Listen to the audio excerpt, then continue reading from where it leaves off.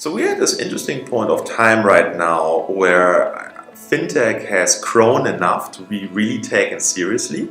On the other hand, it's still undecided actually what will be the driving force in financial services over the next couple of years.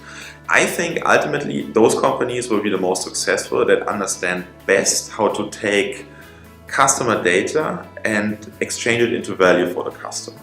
In the past, right, I think financial institutions had a lot of advantage because they own the customer data in a way that said, I offer the bank account to the customer, I offer the financial products, I know the history of the customer, so I can take informed decision about that. Which was, I think, a fair statement before data became transferable. Nowadays, I can take my history, my bank account transactions, I can share it with all other companies, basically with the click of an API.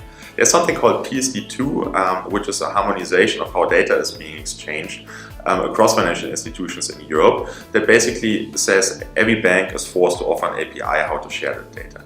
So I think the first thing that's going to happen is that those services which best understand to use that information, to process it, to have the technology and the capabilities to process it and offer something meaningful and something value-adding for the customer will ultimately be very successful. Those companies that try to sort of like isolate and said, well, we hold data captive, they have no chance of pursuing in the market.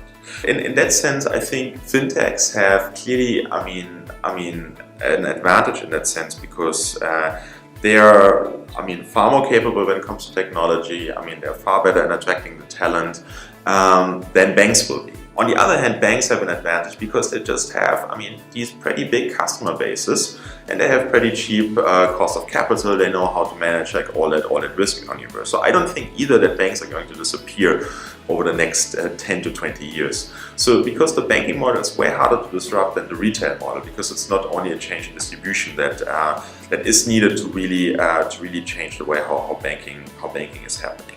So my point of view is, I think what's going to happen is we will see something like a pluralization of financial services, in the terms of that you just have not only a single bank, right? This is my house bank that provide me all the services. Some of them are great, some of them are shitty, but people will get used to just using a multitude of different financial services. The way how I like to compare that is, if you take out your smartphone, right? How many apps do you have on your smartphone for sending messages? Well, I have Gmail, WhatsApp, Facebook Messenger, LinkedIn, SMS, and potentially 2 or 3 others that I cannot think of. And am I bothered that I have too many apps for sending messages? No, because I know exactly that each of them is good for a particular purpose. I use emails, for my business communication. I use WhatsApp, for quick personal messages. I use LinkedIn if I want to connect with people that I don't really know. And I think we will see the same thing in financial services, that you have sort of like, several apps which are really good at one thing and really specialized services. And people will get more and more used to just, finding the best service for a particular problem and using that. And I think, if you look at, today's financial services, you already see that, right? If you say, hey, I use Revolut because I'm traveling. They're really good for sort of like, managing foreign exchange.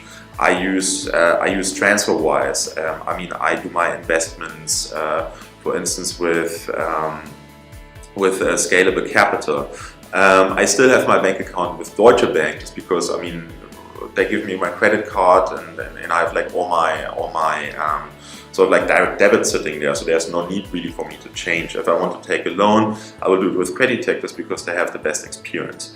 So I think, that over time, we should really get used to no longer seeing that universal banking model, which tries to do everything themselves, but really see sort of like this plenitude of services coming up who are like all really good at one thing, that they're trying to offer to